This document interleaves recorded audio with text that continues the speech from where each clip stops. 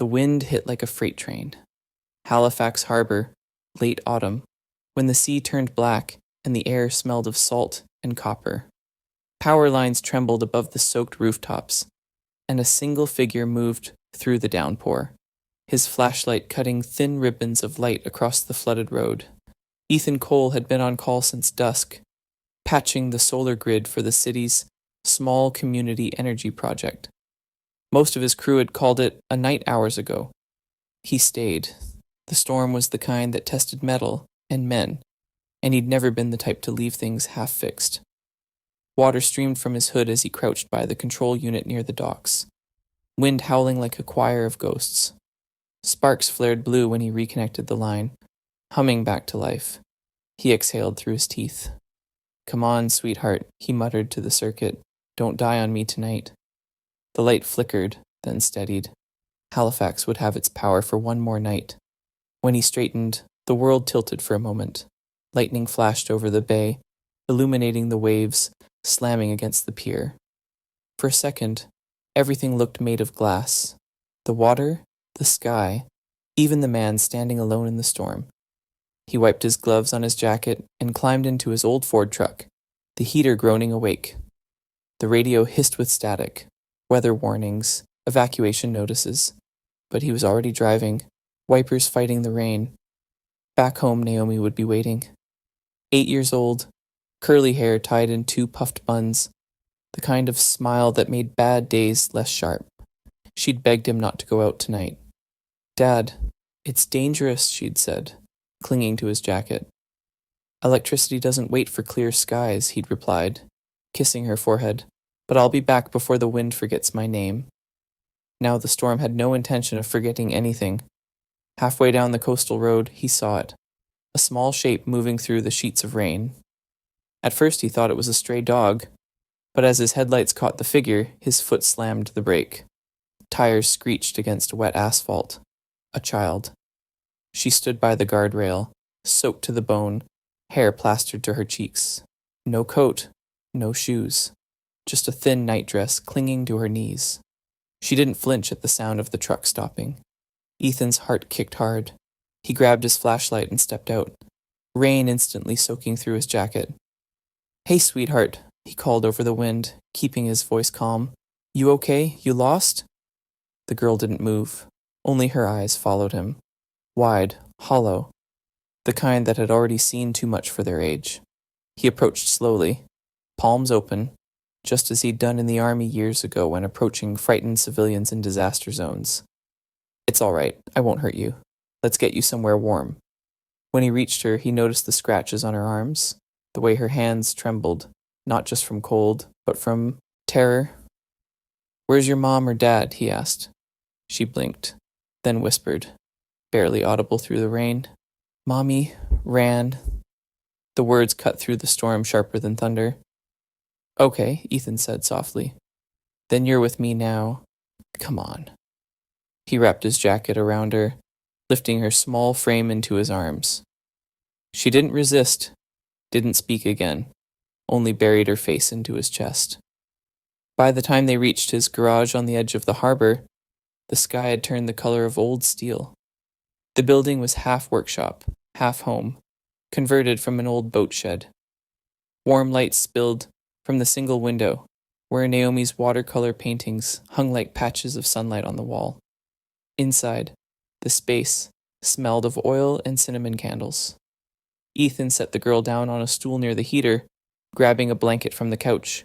He knelt to her level. "You're safe here, okay? Name's Ethan." She said nothing, staring at the flickering heater coils. "Can you tell me your name?" Silence. Then a faint shake of her head. Naomi appeared from the small bedroom, rubbing her eyes. "Dad?" "Go back to bed, baby," Ethan said gently. But Naomi's gaze caught the stranger. "Who's she?" "I don't know yet," he said.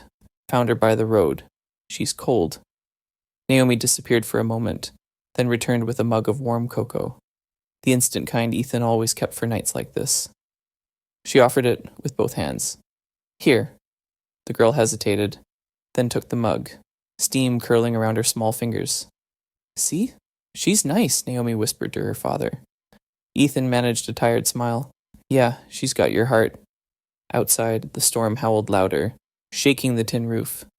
Ethan checked the door locks twice, then sat by the window, watching the lightning spider across the sky. Something about the girl unsettled him. Not her presence, but the silence she carried, heavy as the ocean air. She finally spoke again, voice small.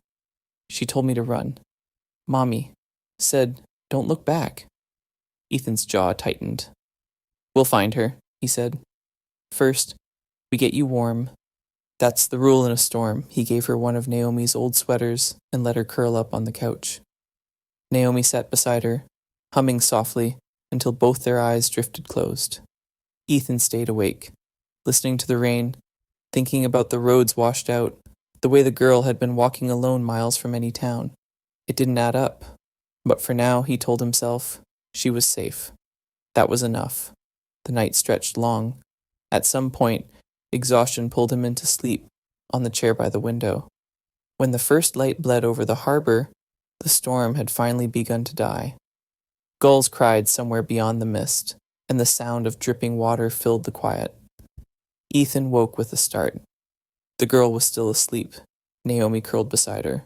He eased up, bones stiff, and poured himself coffee. The smell of it filled the garage, burnt, strong, exactly how he liked it. He was halfway through his first sip when he heard the crunch of tires on gravel outside. A car, too new, too clean to belong here. Ethan set the mug down and walked to the window. A silver SUV idled at the end of his drive, exhaust curling like fog. The door opened, and a woman stepped out. She didn't belong to this place any more than the car did. Her coat was white, her posture rigid, and her expression carried that polished confidence money sometimes gives to people who've never had to fight the wind. But beneath it, he saw fear. She scanned the garage, eyes landing on the truck, the tools, then finally on him. Ethan stepped outside, the cold hitting like a slap. You lost? He called. The woman's voice carried through the morning air, sharp and trembling all at once. Because you saved her, I owe you my life. He blinked, caught off guard. Excuse me? She's mine, the woman said, nodding toward the window where the girl now stood peeking out. My daughter, you found her last night. Ethan studied her for a moment. You're Isabella Grant, aren't you? He asked. He didn't know how he knew. Maybe from the news, maybe from the name stitched on the monogrammed bag in her hand. Her jaw tightened. Yes. He crossed his arms. Big name, big mess from what I read. She flinched. I didn't come for judgment. I came for my child. Ethan didn't move. She said you told her to run. That was before everything went wrong. Her voice cracked, but only for a heartbeat. You don't understand. My father, he's... She stopped, scanning the road behind her. I don't have time to explain. Ethan's tone stayed level. You might want to try. Running from the law or from someone worse? She stepped closer, the scent of rain and perfume mixing in the air. You don't know what kind of man he is. William Grant doesn't lose. Not money, not people. Ethan glanced through the window again. The little girl, Sophie he guessed, was clutching Naomi's old blanket. If you're here to drag her back into something dangerous, you're not taking her anywhere. Isabella's composure cracked, just enough for him to see the panic underneath. You don't have a choice. They're already looking for me. For us. Please, I just need a few hours. He shook his head. Lady, I've spent my life cleaning up other people's messes. I don't do that anymore. I'm not asking for mercy, she said. I'm asking for decency. He met her gaze, unflinching. I don't take payment for decency. The words hung between them like cold smoke. Isabella's eyes softened, not with pity, but respect. For a second, she looked as if she wanted to say something else. Then her expression changed. Her gaze darted past him, toward the road. A black sedan was approaching, slow and deliberate, its windows tinted darker than the morning. Ethan followed her stare. Friends of yours? Her voice dropped to a whisper. No. My father's. The car stopped 50 yards away. Ethan exhaled, mind already moving. He turned toward the garage. Get inside, both of you. I can handle this, Isabella said, but her voice betrayed her. He gave her a look that ended the argument. Inside, now. She hesitated, then ran, coat billowing. Ethan followed, closing the heavy door behind them. The truck inside smelled of grease and salt. Naomi sat up, eyes wide, sensing the tension. Pack a bag, Ethan told her quietly. Warm clothes. Quick. Naomi obeyed, without questions. She'd learned long ago that her father didn't panic without reason. Through the small window, he saw the black sedan idle by the curb. A man stepped out, gray suit, umbrella. Even from this distance, Ethan could tell the type. Expensive watch, shoes that never touched mud, eyes that measured people like assets. Isabella pressed her back to the wall, breath shallow. His name's Morgan. He runs my father's private security.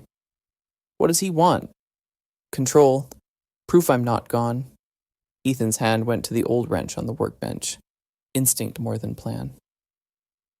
Morgan approached the door and knocked, each tap polite, deliberate. Ms. Grant, he called, through the storm's last drizzle. Let's not make this harder. Your father is worried. Isabella whispered, He always says that before he destroys something. Ethan glanced at her. Stay behind me. Morgan knocked again, voice smooth as ice. Mr. Cole, is it? You're harboring a missing person. I suggest you open the door before this becomes a legal matter. Ethan spoke through the wood. You've got 5 seconds to step off my property. A pause. Then, you're making a mistake. Wouldn't be my first. The silence that followed was thin and dangerous. Then footsteps receded. Ethan watched from the side window as Morgan returned to the sedan, pulled out a phone, and made a call. The car backed up, turning toward the main road. He waited until the taillights vanished into the mist before speaking. They'll be back, with more. Isabella nodded, tears finally breaking through the shell she'd held all morning. You don't have to do this. He looked at Naomi, then at Sophie. 2 little girls, one storm away from losing everything.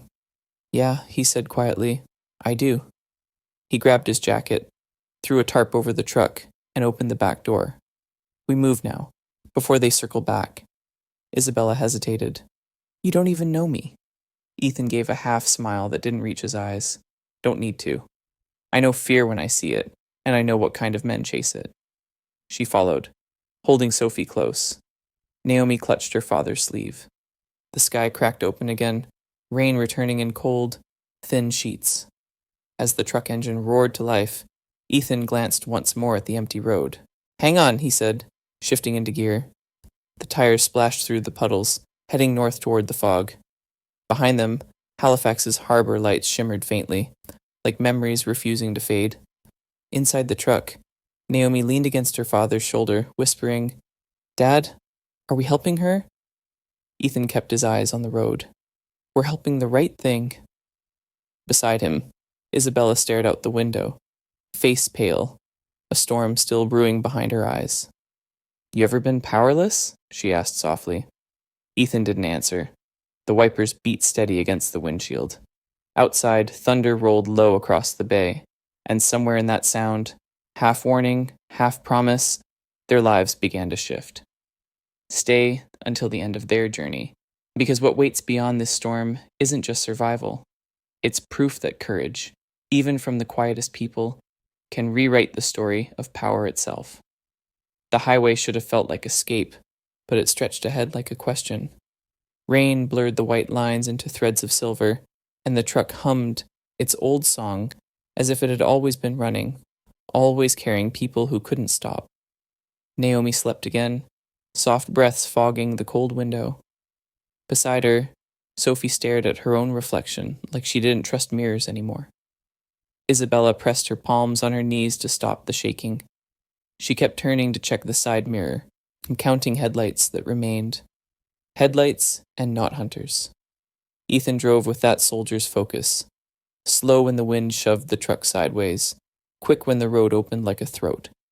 He didn't talk for a long time. He didn't need to. The storm filled the space between words.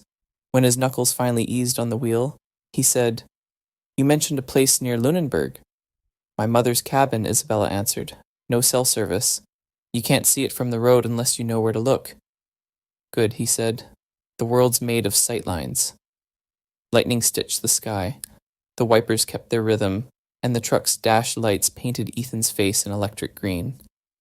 He looked like a man who'd made peace with hard choices a long time ago and just kept making them. They turned off the main highway onto a narrower road.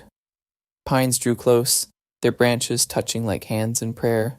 The rain thinned to a needle-fine mist that made the dark shine. Before we get there, Isabella said, voice low, you need to understand what he'll try next.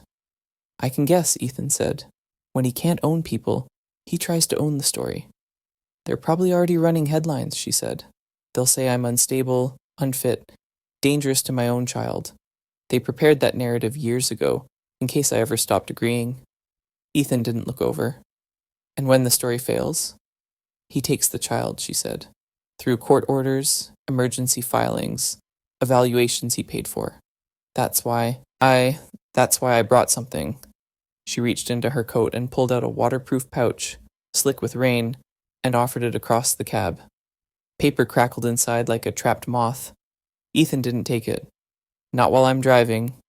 Glove compartment, she said, almost a plea. He popped it open with a thumb.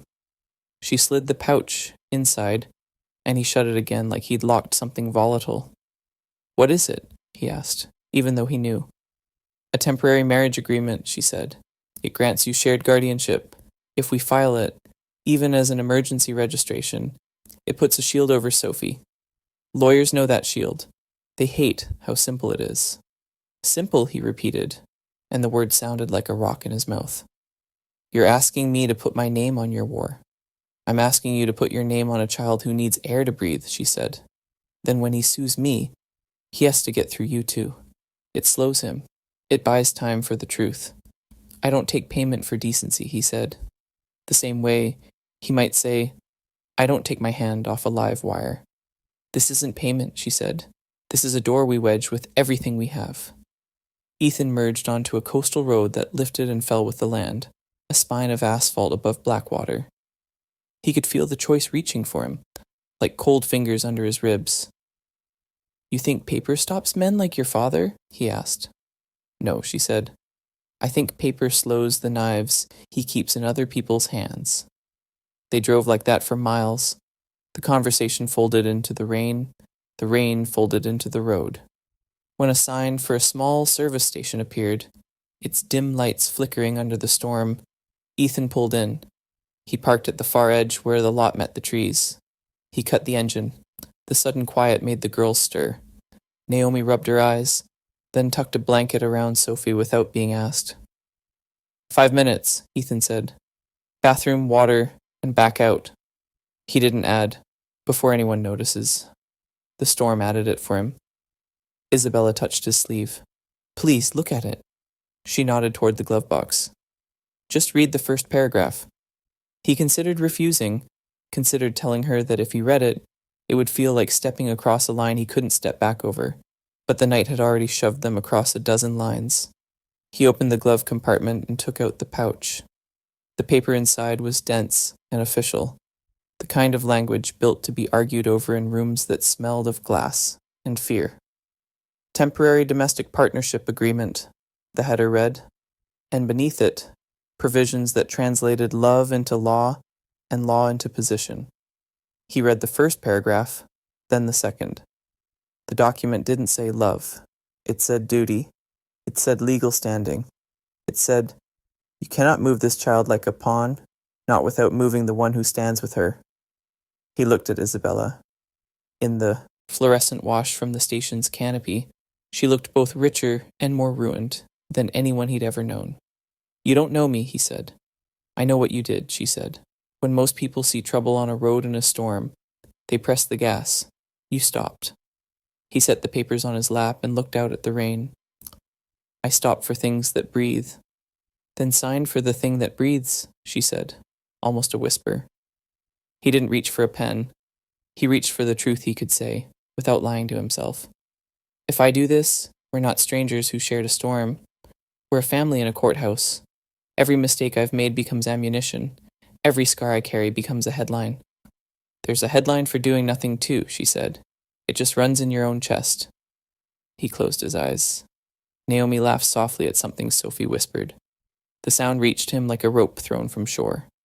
He opened his eyes and folded the papers once, twice, 3 times, until they were a small, careful square. He slid them back into the pouch and put the pouch back into the glove box. No, Soudez, he said, but his voice was gentler. Not like this. Not because we're scared. Then why? Isabella asked. And it wasn't defiance. It was a map. Because we choose it when we're standing on dry ground, he said. Because the first promise we make her is not a lie we told the rain. For a heartbeat, the refusal felt like a door slamming. Then something softer moved through the space between them. A respect that didn't need a signature to exist. Okay, she said, exhaling. Okay. He started the engine again. The old truck shivered and found its voice. As they pulled back onto the road, another set of headlights turned into the station behind them. Not fast, not slow. Watching. Ethan didn't speed up. Most predators preferred prey that ran. He took the next turn without using the brake lights, letting the darkness pull them in. Pines swallowed them whole, and the road narrowed to a single lane bordered by rock and water. When at last the gravel appeared, a thin ribbon leading down, Isabella sat forward. Here, she said, on the left. It looks like nothing. That's why it works. Ethan eased the truck onto the path. Branches scraped the sides with the sound of hard rain. The ground dipped, then leveled, then opened into a small clearing no bigger than the truck itself.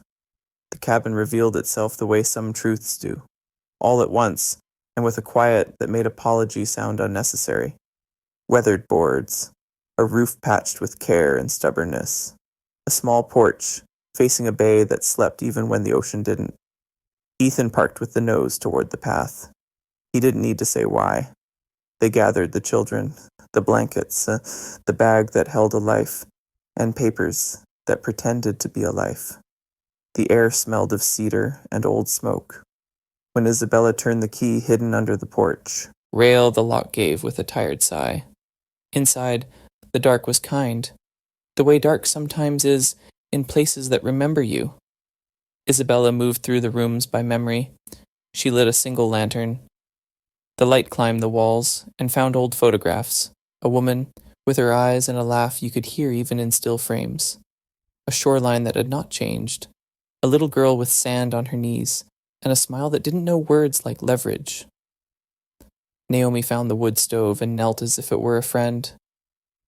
We can do this, she said to Sophie, handing her a piece of kindling. It's like building a song. Little notes first. Sophie nodded, solemn as ceremony. Together they fed the flame. Ethan stood in the doorway between rooms and let his breath finally slow. This was not safety. He didn't believe in that word, but it was a place to listen for footsteps before they reached you. Isabella watched the girls, one arm wrapped around her waist like she had to keep herself from unraveling. She turned and caught Ethan watching her. Whatever she saw in his face seemed to steady her spine. Thank you, she said. For what? For not signing when you didn't mean it, she said. For staying anyway. Wind moved around the cabin like a hand smoothing a worried brow. The rain rested. Somewhere beyond the pines, the world searched and argued and declared itself certain. Here, 4 people who had no business fitting together made a quiet that felt like a decision. Ethan checked the windows, the door, the back exit. He pulled the truck battery's small inverter inside and gave the lantern a companion. Practical light, hot light, enough to make the room feel drawn instead of taken. Sleep, he said. All of you. I'll take first watch. Isabella almost said no, that she could take it, that she was used to nights walking floors and listening for sounds that didn't belong, but she didn't. She tucked Sophie under a blanket and watched Naomi lie beside her, arm flung across like a promise she didn't know how to make in words. The girl's breathing synced the way children's breathing sometimes does when fear has finally spent itself. Isabella poured hot water from a kettle Ethan had found, wrapped her hands around the cup, and looked out through the thin curtains at the bay. She tried to imagine a morning that smelled like pancakes and not burned rubber. She tried to imagine any morning at all. Behind her, Ethan sat on a wooden chair by the door and set his phone, screen cracked, battery limping, face down on his knee. He listened to the weather, to the wood settling, to the way quiet builds a house. The storm had not ended. It had only changed rooms. They were in the right one for now. By noon, the mist had lifted off the water, leaving the bay glassy and thin as if you could lay your palm on it and feel the ocean's slow pulse. The cabin smelled like cedar smoke and tea, the kind of domesticity that makes frightened people stand up straighter. Naomi found her ukulele in the truck and tuned it by ear, face scrunched in concentration. "You hear that?" she asked Sophie, plucking a single note. "That's a C, it sounds like a door opening." Sophie nodded, serious about music the way she was serious about everything since the night her mother told her to run. Naomi placed the small instrument in her lap, positioned her fingers, and together they coaxed a clumsy chord into being. It buzzed, then rang true. Both girls grinned, surprised at how sound can turn a room into a future. Ethan leaned against the kitchen doorway, watching. He had built out more complicated systems than this cabin, power banks and arrays and inverters that stitched light out of sky, but nothing he'd wired ever seemed as delicate as this. A child, learning that her hands could make something that didn't bruise. Isabella stood by the stove, sleeves rolled, hair pulled back without vanity. She looked younger and older all at once, younger without fear, pressing her shoulders down, older because fear still stood at the window even when it pretended to leave. She set a pan on the element and made toast, like it was a ritual that belonged to a life she could return to. Ethan poured coffee into chipped mugs. He handed one to her. She took it with steady hands and a gratitude that didn't try to be polite. "I used to think I could change him," she said, not looking up. "Not my father, the company. I thought if I could get board members to tour a wind site in January, or stand under tidal turbines in March, they'd feel the future in their coats. I thought data could put a hand on a man's chest and move his heart 2 inches to the left." "And?" Ethan asked. "And men who bet on yesterday love the certainty of loss more than the risk of redemption," she said, finally meeting his eyes. "They told me my timelines were naive, my returns idealistic, my pilots PR ready. They smiled for the cameras and starved the projects the minute the lights went off." Ethan nodded once. "I've met that kind of appetite. I found the reports," she said. The fines buried under subsidiaries, the cleanup orders that were never executed, the lobby checks to bury municipal ordinances that would have forced upgrades. I didn't go to a journalist first. I went to him. I wanted it to be an intervention." A tight smile. "He called it disloyalty." "He called it treason," Ethan said, like he'd heard the word before from people who mistook obedience for love. She looked down into her cup. "The night I told him I was done, he texted me the location of a custody lawyer before I'd left the building.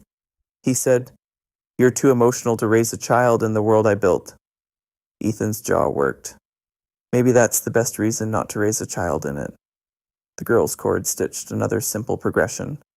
Naomi leaned her shoulder into Sophie's like a sister who knew how to share balance. Isabella watched them until her mouth eased. Then, "I don't want your daughter to carry my war." "She won't," Ethan said. "She'll carry the part where we watched out for people smaller than us. That's the only inheritance worth a damn." His voice wasn't loud, but it made the room feel anchored.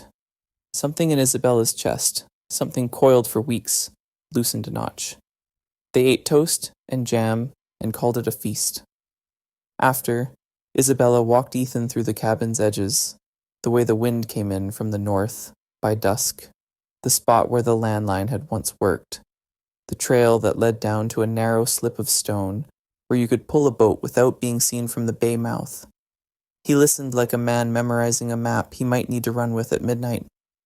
When they circled back to the door, Ethan checked the path with binoculars from the truck, casual as a fisherman checking for weather. No dust, no telltale glint of glass, only trees that had learned patience the hard way. Inside, Naomi taught Sophie the simple strum that makes most songs possible.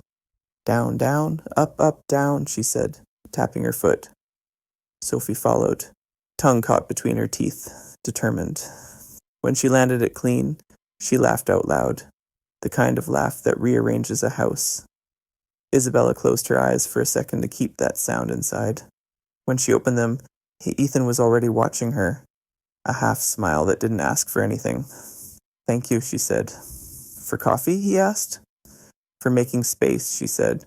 For not crowding the air with solutions, while I'm still remembering how to breathe. He dipped his head, as if accepting a medal he didn't want to wear. Solutions can wait. Air can't. Afternoon lowered itself onto the bay like a hand shading a candle. Clouds thinned. The rain learned to be mist again. The world outside the window kept pretending it was gentle. The people inside the cabin kept refusing to be fooled by it, and also choosing to be soothed.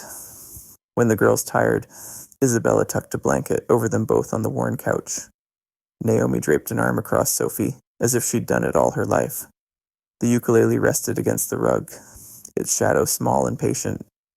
Ethan stepped onto the porch for a moment and let the cold find his lungs. He measured the distances to the path, to the trees, to the bay, the way a man does when he's deciding what will have to be stood between and what can be outrun. When he came back in, Isabella had put another log on the fire.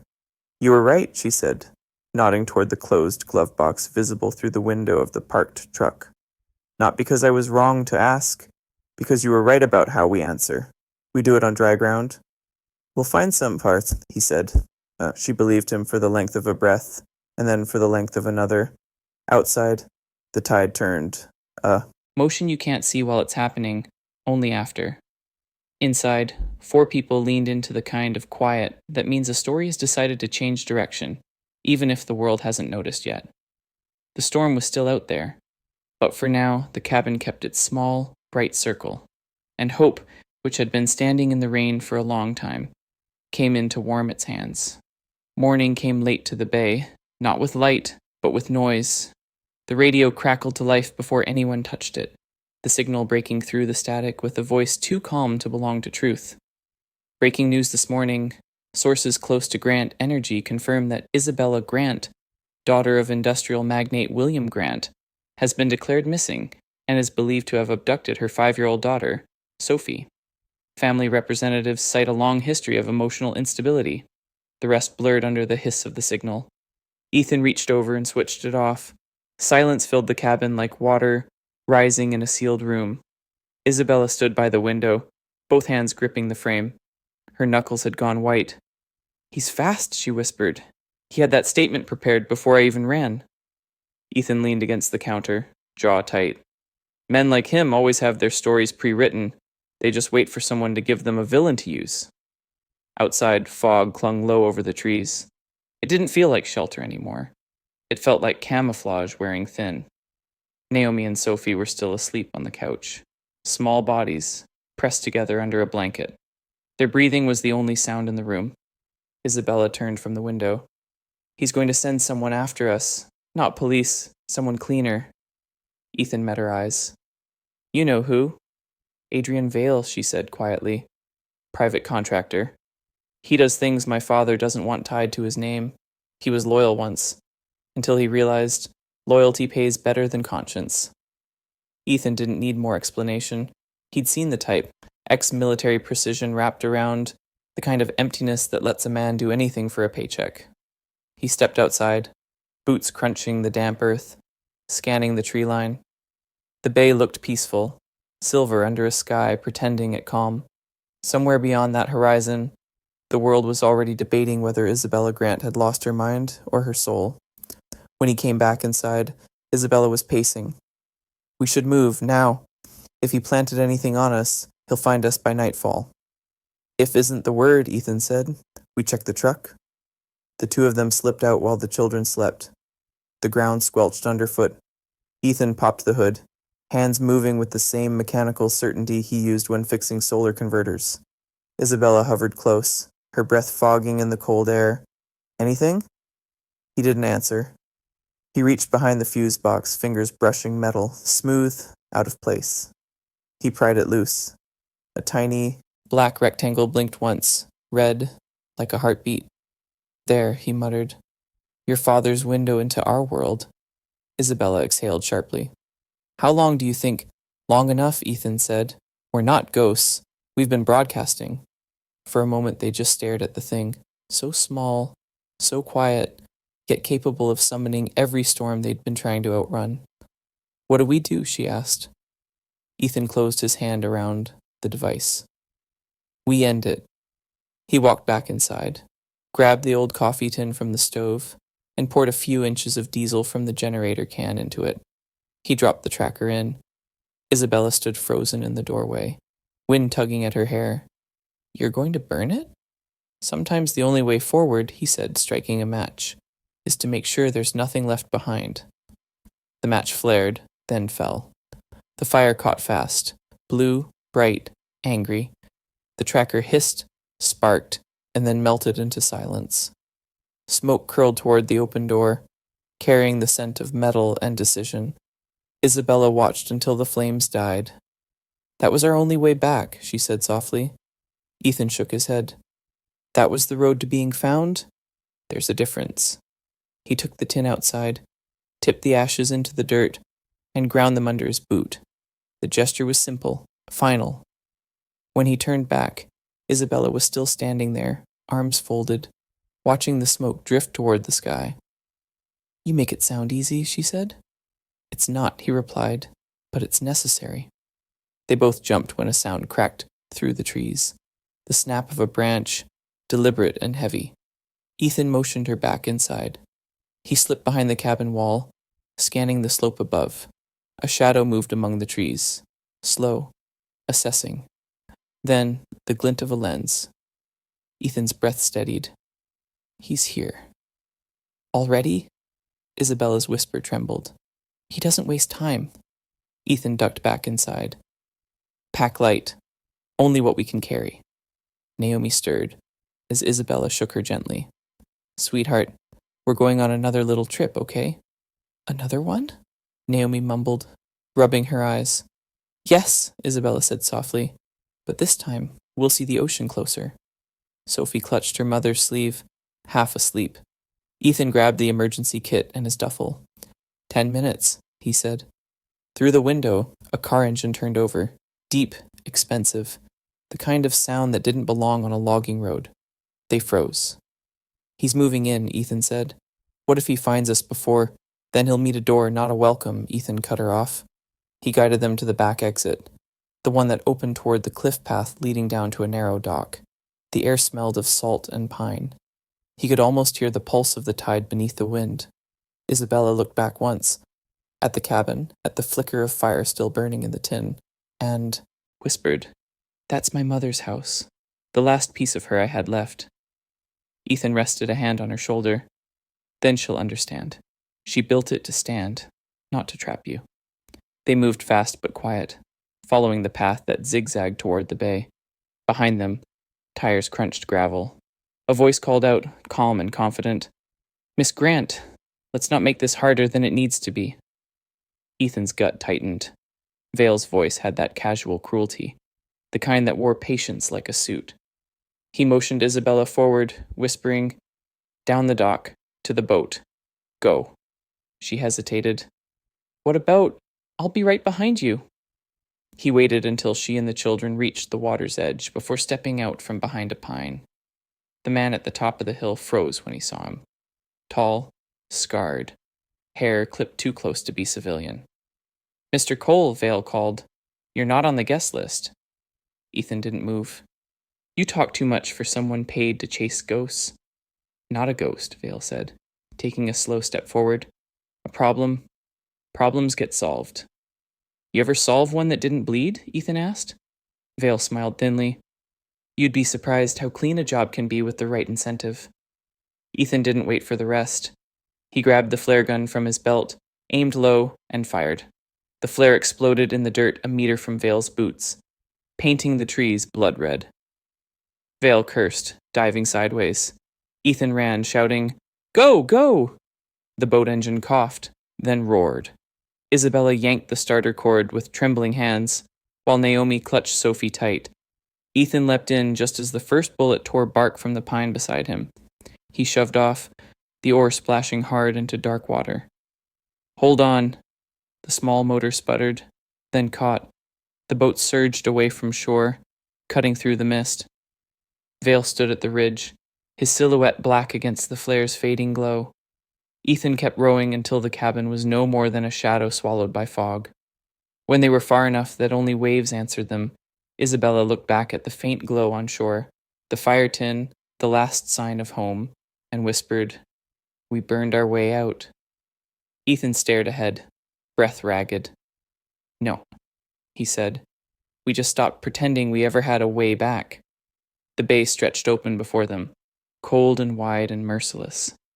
Yet in that vastness, for the first time, there was no one telling them where to go. And as the tide carried them toward whatever waited next, the sky broke just enough for one streak of light. Not dawn, not hope, but something that looked enough like both to keep them moving. The sea had quieted by the time they reached the inlet on the far side of the peninsula. The small boat drifted into a pocket of calm water, sheltered by tall granite cliffs and pines that leaned over like sentinels. Ethan killed the motor, letting the tide carry them closer to shore. "Here," Isabella whispered. "There's an old ranger station up the trail. It hasn't been used in years." They pulled the boat ashore, the hull scraping against rock. The girls climbed out first, Naomi offering her hand to Sophie like a promise she meant to keep. Ethan watched the two of them disappear up the trail, their laughter thin but real, a sound that shouldn't have survived everything it came through. He stayed behind a moment to hide the boat beneath a tangle of brush. When he caught up, Isabella was standing by the station door, her breath fogging in the cold air. The inside smelled of salt and wood smoke. It wasn't much, just 4 walls, a rusted stove, a cot, and a table carved with initials from men long gone, but it would do. They had lived in worse. Ethan dropped his duffel and crouched near the stove. "Dry wood, at least," he said, striking a match. Flame took fast, crackling up the chimney like it had been waiting. The fire lit Isabella's face in soft gold. She looked like she was still standing on the edge of running. 1 step from bolting, 1 step from staying. "Ethan," she said quietly, "there's something I haven't told you." He didn't look up from the flame. "That's not exactly news." Her lips curved faintly, but the humor didn't reach her eyes. "When I left Grant Energy, I took something with me. A backup drive. It contains records, illegal transfers, offshore accounts, political payments, names that were never meant to see daylight." Ethan leaned back on his heels. "That's why he's chasing you." "It's why he can't stop," she said. "If that drive gets out, he's finished. Not just him. Politicians, investors, judges. It's a map of everything rotten that built the empire. Where is it now? In a safety deposit box under my mother's maiden name, Halifax." Ethan whistled low. "You're telling me the one thing that can take him down is locked in a city crawling with his lawyers and security?" "Yes," she said. "And if I walk in there alone, I won't walk out again." The fire popped, sending sparks up the flue. Ethan studied her, the defiance, the exhaustion, the way her hands trembled, but still refused to let go of the truth. "You know," he said, "most people would have just disappeared. New name, new country. Pretend the world's clean if you stop looking at it." "I tried that," Isabella said, "but pretending doesn't make you innocent. It just makes you smaller." Ethan nodded slowly. "So you're planning to expose them?" "I'm planning to survive long enough to try." He stared into the fire for a long time before speaking again. "Truth doesn't fix people," he said finally, voice low, "but it clears the fog so they can see what's broken." Isabella looked up. The firelight made his eyes look almost amber, like the light itself trusted him. "You really believe that?" He shrugged. "Belief's too fancy a word. I've just seen what happens when people live in fog too long. They start calling it home." She sat across from him, the distance between them filled with the hum of the fire and the sound of the sea outside. The girls were asleep in the corner, Sophie curled against Naomi, the two of them lost in a world without fear. For the first time, Isabella let herself breathe. "When I was a child," she said, My mother used to say the truth is like fire. It burns, but it shows you where the edges are. My father said the opposite. That truth is a tool, not a virtue. Maybe that's the difference between them. Ethan turned the matchbox in his hand, the rough cardboard scraping against his thumb. And which one do you think you are? She thought about it. I don't know. Maybe I'm just the smoke, caught between them, trying to find where the wind goes. He smiled faintly. That's the most honest answer I've heard all week. The wind shifted outside, rattling the shutters. Ethan rose to check the latch, his movements careful, deliberate. Isabella watched the way he moved, steady, unhurried, always leaving enough silence for other people to catch up. It wasn't the kind of strength she'd grown up around, the kind that barked orders and called it leadership. This was quieter, harder to imitate. When he came back to the fire, she said softly, You could walk away, you know. You've done more than enough. I'm not doing it for you, he said, cutting her off gently.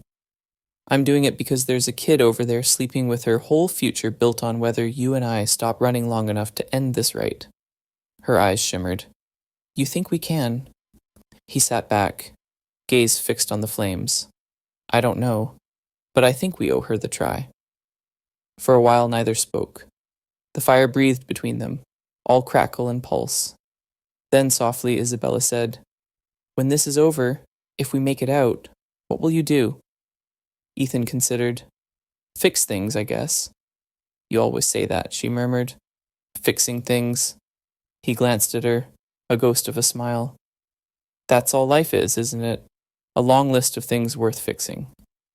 Something eased in her face, a muscle that had been tight for too long. You make it sound simple. It's not, he said, but it's honest. A log split in the fire, sparks scattering like constellations. For an instant, the room was all light and motion. Isabella reached forward, hand open as if to catch one, and her fingers brushed his. A brief, unplanned collision of warmth. Neither pulled away. Outside, the waves whispered against the rocks. The world felt smaller, closer. She looked at him then, really looked, at the tired man who kept showing up anyway, who carried his grief the way others carried hope. There was no declaration, no music, just the quiet recognition that trust, once born, doesn't need to announce itself. Ethan broke the silence first. Get some rest, he said. Tomorrow we start planning how to get that drive. She nodded, standing. But at the doorway she paused, her voice barely above a breath. You were right, you know. About what? Truth doesn't fix people, she said. But maybe, if we keep chasing it, it can fix what's between them. Ethan didn't answer. He just watched her step into the narrow light spilling from the fire, the flicker tracing the edges of a woman who'd lost everything except her will to begin again. When the door closed behind her, the cabin felt smaller, but not emptier. He leaned forward, fed the fire, and let the truth burn a little longer. Outside, dawn crept across the water, pale, uncertain, but enough. The rain returned 2 nights later, the kind that made the world vanish an inch beyond the headlights. The old pickup grumbled up the coast road, its wipers moving like tired soldiers. In the back seat, Naomi and Sophie slept under a single blanket, their heads tilted together, the rhythm of the engine lulling them into something close to peace. Ethan's hands stayed steady on the wheel, but his mind was calculating. Routes, fuel, distance to Halifax. The drive was still the only key that could tear down the empire chasing them. They needed gas, food, and a place to disappear until morning. We can't keep driving, Isabella said quietly. Her hair was pulled back, the reflection of the dashboard lights flickering across her face. You've been awake for 30 hours. Sleep's a luxury, Ethan said, but fuel isn't. He spotted a faded sign through the rain. Miller's Crossing Motel. Hot showers, full tank service. The kind of roadside stop that looked like it had been forgotten by everyone except people running from something. They pulled in. The place was almost empty. One truck, a single lamp humming near the office. Ethan parked under the awning and stepped out into the rain. The smell of diesel mixed with the salt air.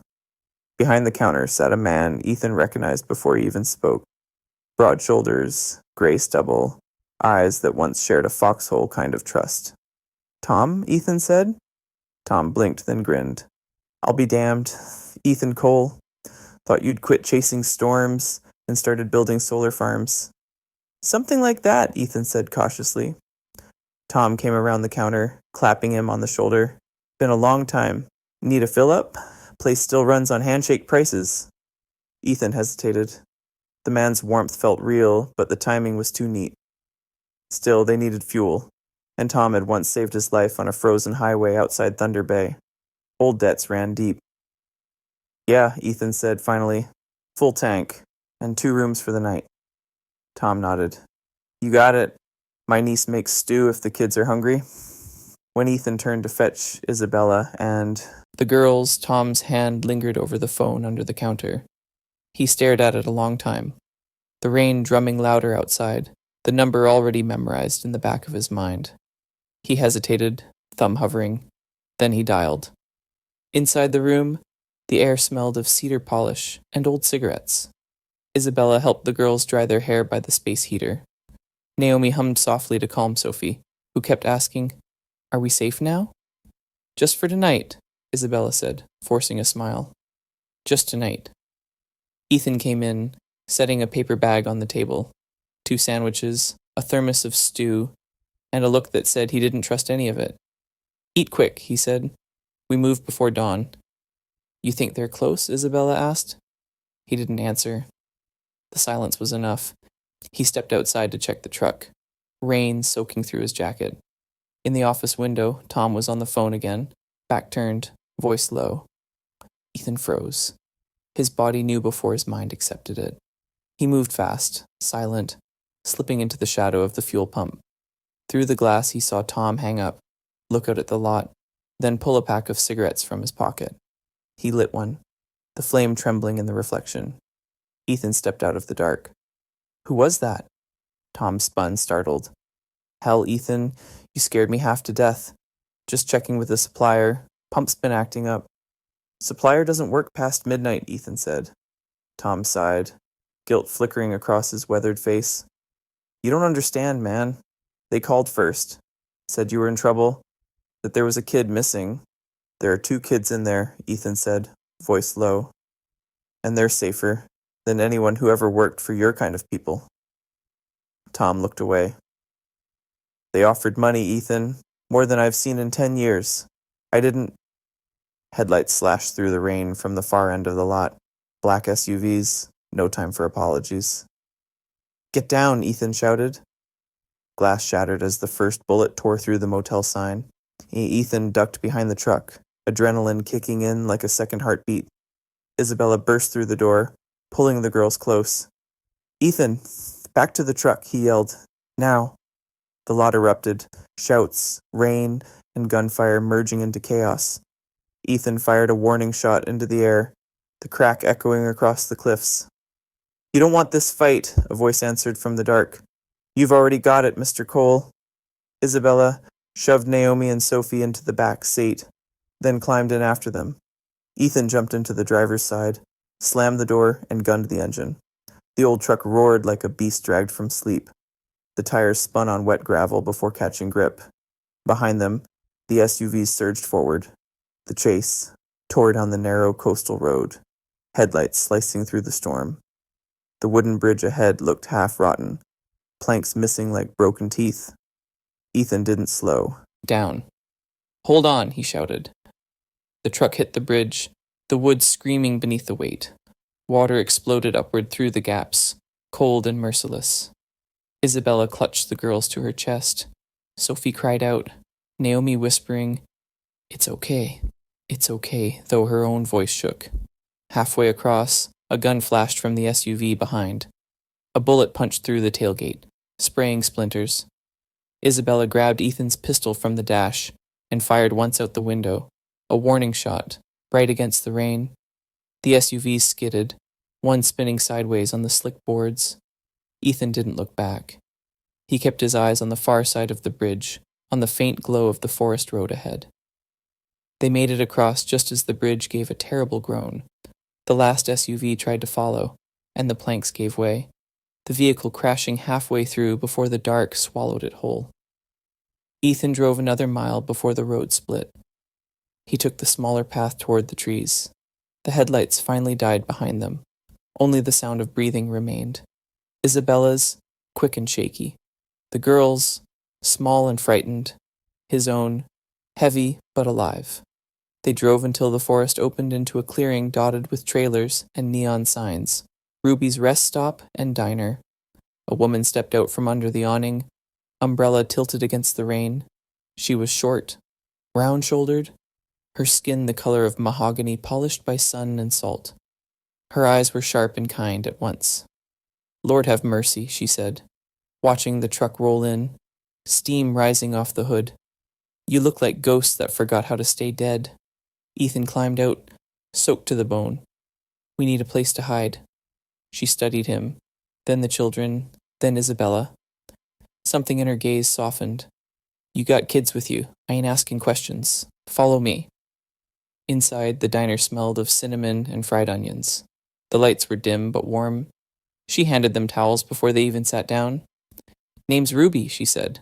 "I run this place, and I don't sell out my neighbors, real or temporary. Whoever's chasing you can wait in the rain." Isabella's shoulders dropped, the first real breath she'd taken in hours. "Thank you," she whispered. Ruby poured her a cup of coffee. "Don't thank me yet, child. Trouble travels fast in this province, but so do people who still remember what kindness looks like." Ethan met her eyes. "We'll be gone by morning." Ruby smiled, half stern, half motherly. "I figured you would. But till then, this roof's yours." Outside, the rain eased to a whisper. Inside, the fire in the corner stove glowed steady, casting long shadows across the walls, the kind that made strangers look like family for a night. And as the girls finally drifted asleep in the booth by the window, Isabella watched the reflection of the flames and thought, for the first time in days, that maybe the world hadn't forgotten mercy after all. The rain eased into a gray drizzle by morning. Ruby's diner smelled of cinnamon and survival, the scent of people who had made it through one more night. Ethan sat at the counter, shoulders stiff, staring at a map spread open under the flickering light. Isabella stood beside him, arms crossed, eyes tired but steady. "We can't keep running," Ethan said quietly. "Sooner or later, he'll find this place too." Ruby poured him more coffee. "Then you end it before he does," she said simply. Isabella's fingers traced the map, stopping near Halifax. "The original hard drive is still in my father's corporate safe. The cabin didn't have it, just decoys. The real proof is back in the Grant Tower downtown." Ethan looked up. "The same building crawling with his lawyers and security?" "Yes," she said. "But I know the floor plan.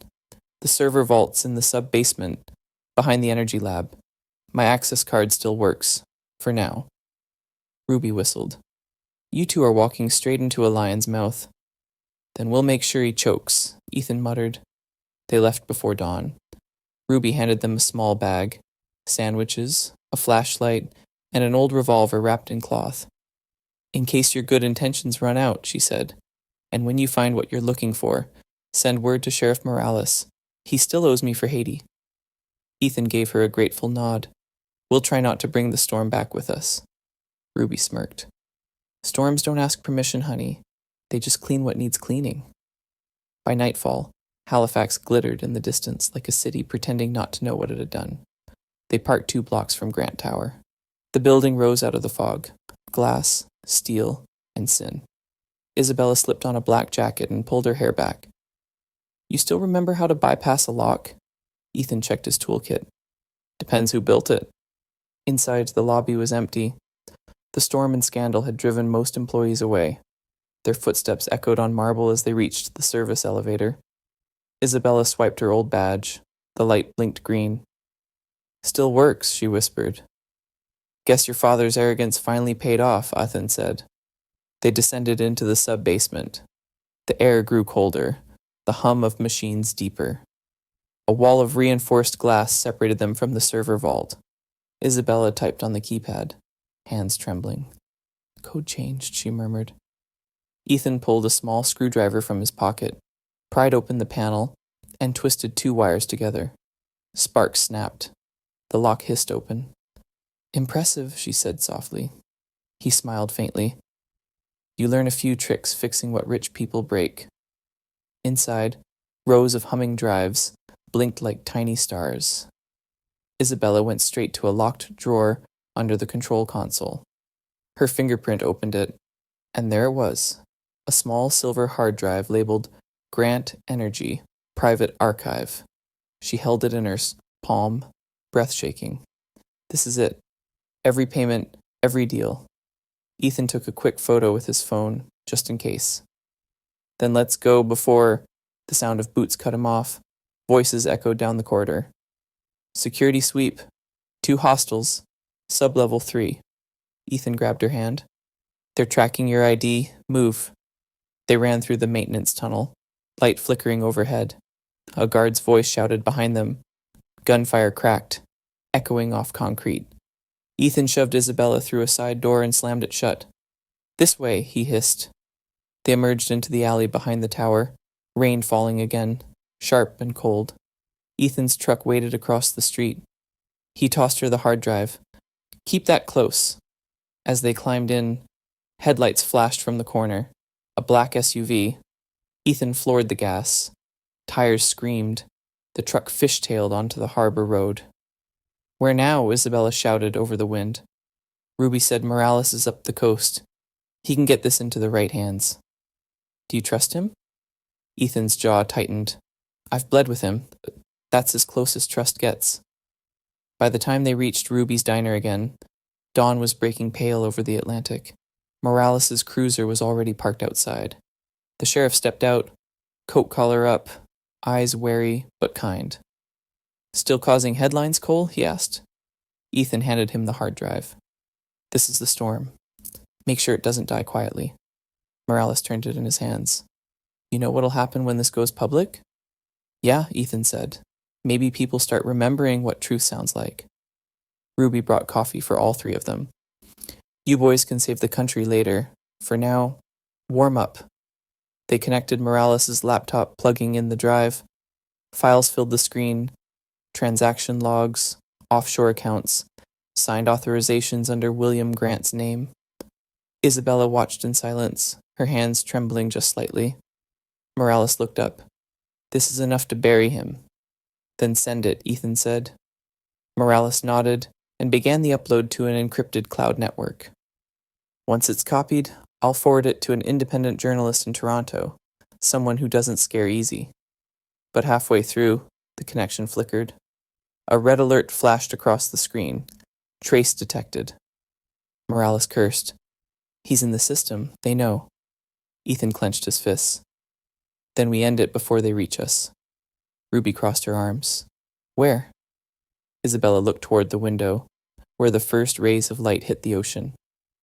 "Peggy's Cove," she said. "He'll come there. It's where it all started for him. The house my mother loved, the one he buried with her name." Ethan nodded. "Then we'll finish it there." Ruby slipped him a small radio. "For when you need the law." Morales loaded his weapon. "You'll have it. But you might need to hold the line until I get there." Ethan smiled grimly. Wouldn't be the first time. They left the diner before sunrise, the sea wind cold against their faces. Naomi slept in the back seat, Sophie leaning on her shoulder. Isabella sat up front, staring out the window, the hard drive clutched tight in her hands. The storm clouds were gathering again over the horizon, dark, rolling, alive. Ethan tightened his grip on the wheel. "He's going to come hard for this." Isabella nodded. "Then we make sure it's worth the fight." He met her gaze for a brief second before turning back to the road. "It always is." The truck rolled north, carrying with it proof, courage, and the fragile hope that maybe, just maybe, truth could still outlast power. And far behind them, somewhere in a glass tower stripped of its silence, William Grant was already on the move. The storm wasn't done. It was circling back, but this time they weren't running. They were ready to stand. The road to Peggy's Cove wound through forests that bent under the weight of the coming storm. The sky above was the color of slate and salt. clouds twisting like smoke over the Atlantic. Ethan's truck crawled up the final hill, its headlights cutting through the fog. Inside, Isabella sat tense, the hard drive clutched against her chest. Naomi and Sophie were asleep in the back, their small faces flickering in and out of the light. "You sure about this?" Ethan asked, his voice low. Isabella nodded. "If we don't face him here, he'll never stop. This is where he buried the truth. So this is where it ends." They reached the lighthouse, just as the first drops of rain began to fall. The beam cut across the cliffs in long, slow sweeps, illuminating the wild sea below. Ethan parked behind a line of rocks, scanning the horizon. "We've got minutes, maybe less." "I've got the transmitter ready," Isabella said, connecting the hard drive to a laptop. "If Morales can pick up the signal, he can push the data live." Thunder rumbled over the ocean, a deep growl that shook the ground. Then headlights appeared in the distance. A convoy of black SUVs wound up the narrow road, engines snarling. Ethan's pulse tightened. "He's here!" William Grant stepped out first. Even through the storm, he carried himself like a man who believed the world still belonged to him. The wind whipped at his coat, but his voice was steady. "Isabella," he called out, almost tender. "Do you have any idea what you've done?" She rose slowly, the laptop screen glowing beside her. "I've done what you never could. Tell the truth." William laughed quietly. "Truth? The world doesn't want truth. It wants control. And you've handed yours to a stranger." Ethan moved in front of her. "I'm not here for her control. I'm here for her freedom." William tilted his head, studying him. "You think this ends with a noble act, Mr. Cole? You think you'll walk away?" Ethan didn't blink. "Doesn't matter, long as they do." William sighed, a sound like disappointment. "You really should have taken the money." He raised his hand. His men spread out, rifles gleaming in the lightning. "Stay down," Ethan said to Isabella. The first shot cracked the air. Ethan dove forward, pulling Isabella behind the truck. The bullet grazed his shoulder, spinning him sideways. Pain flared, but he gritted his teeth, checked his weapon, and returned fire toward the rocks. "Ethan," Isabella shouted. "I'm fine," he said through clenched teeth. "Keep that upload running." The rain turned sideways, stinging their faces. The laptop screen flickered. 56%, 73%. Behind them, Sophie screamed. A gust of wind had blown open the truck door, and the little girl stumbled out, crying for her mother. Ethan saw it first, the guard raising his gun toward her. He didn't think, he just moved. He sprinted across the slick ground, sliding in the mud, throwing himself between Sophie and the gunman. The shot rang out, clipping his arm and spinning him to the ground, but his hand grabbed the man's wrist, twisting hard. The gun fell. Ethan kicked it into the rocks and shoved the man backward into the wind. The guard tumbled, disappearing into the darkness below. Sophie sobbed into his shoulder. "It's okay," he said softly, voice breaking. "You're safe. You're safe now." From behind the truck, Isabella yelled, "It's done! The signal's live!" William turned toward her, eyes burning. "What have you done?" She stood tall, the glow of the laptop lighting her face. "I've turned on the lights." Across the screen, files streamed in real time. Bank records, bribes, offshore accounts, broadcast directly to every major outlet. Somewhere in Toronto, journalists were watching, verifying, and sending the story out into the world.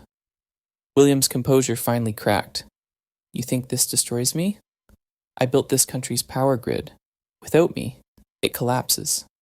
Ethan limped back, blood staining his sleeve. "Then let it collapse. Maybe it's time to rebuild."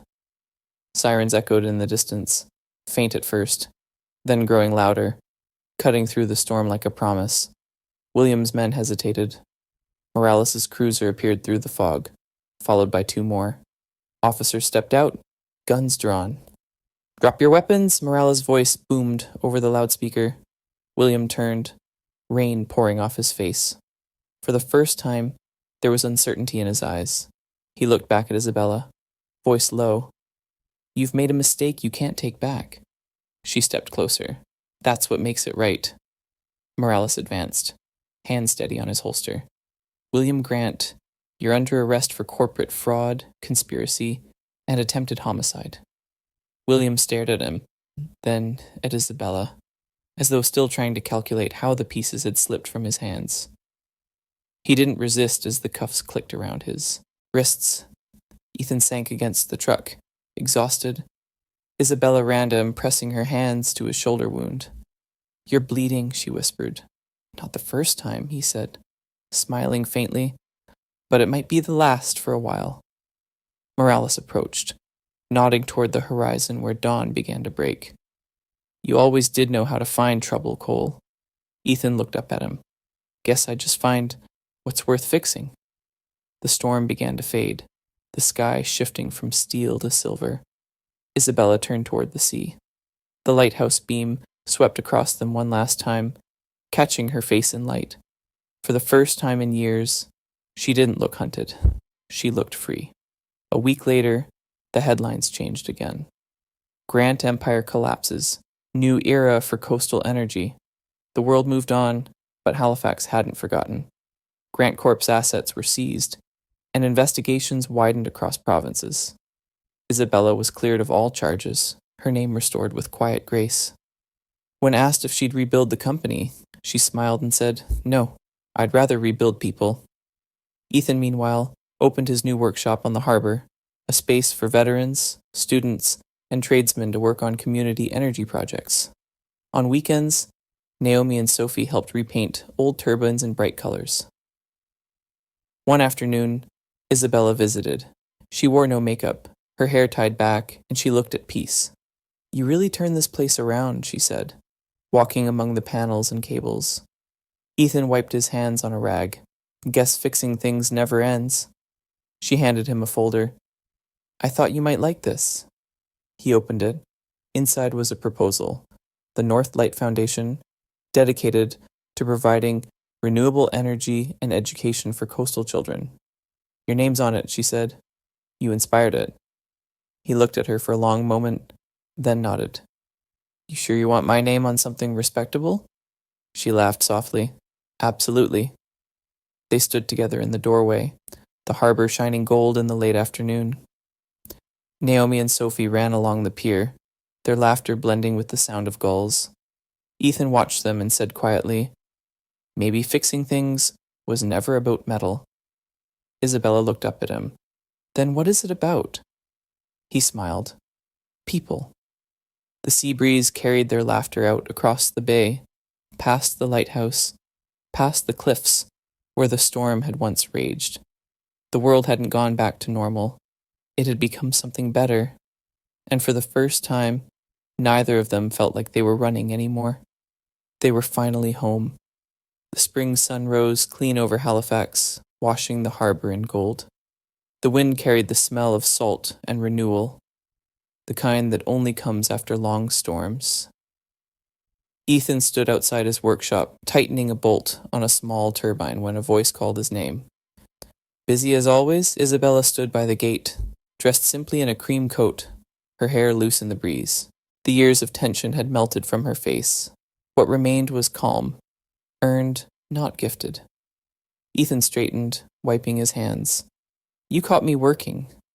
I was hoping you'd say that, she smiled, holding out an envelope. Inside was an invitation printed on recycled paper, embossed with the emblem of the North Light Foundation. Opening ceremony, Clean Energy Center, Halifax Bay.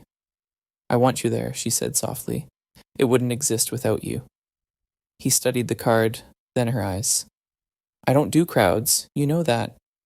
This isn't a crowd, Isabella said. It's a beginning. The next day, the pier was alive with color. Banners flapped in the wind. Children from the harbor schools waved little blue flags, with suns drawn in crayon. The new North Light Clean Energy Center stood behind them, gleaming glass and silver turbines turning gently above. Isabella stepped to the microphone, the ocean behind her. Her voice carried clearly, steady as the wind.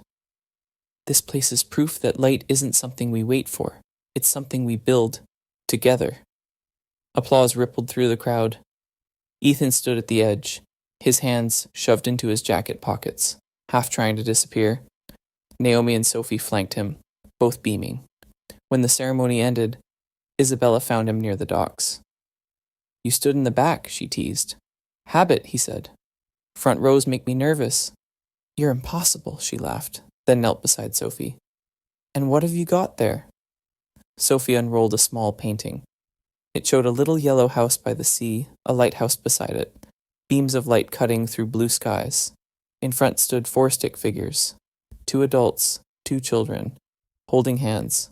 Above it, written in careful, uneven letters, a house by the sea with light. Isabella pressed a hand to her chest. It's beautiful. Naomi grinned. She says it's us. Ethan looked at the painting for a long time, his throat tight. Maybe fixing things, he said finally, was never about metal. Isabella turned to him, eyes soft. Then what was it about? He smiled, gentle and sure. People. The wind tugged at their clothes, carrying the smell of the ocean and the sound of children laughing nearby. For the first time, peace didn't feel fragile. It felt earned. Dawn came silver and still, the kind that belongs only to cities that have survived their storms. Ethan, Isabella, and Naomi stood together on the hill above the bay, watching the new wind turbines turn against the morning light. Sophie chased a gull along the path below, her laughter echoing off the rocks. Naomi slipped her hand into Ethan's. Are we a family now? She asked quietly. Isabella smiled, stepping closer. We already were, she said, long before the papers. The 3 of them stood in silence, looking out across the water as the first sunbeam touched the sea. Far out on the horizon, a bird, dipped low, wings brushing the surface before rising again into the open sky. The world was quiet. No sirens, no storms, just the whisper of wind through steel and the shimmer of light over the water. And in that stillness, their lives, once scattered by chaos, found rhythm again. The horizon glowed pale blue and silver, soft as breath, steady as hope. Peace had returned not as a gift, but as something they had built together.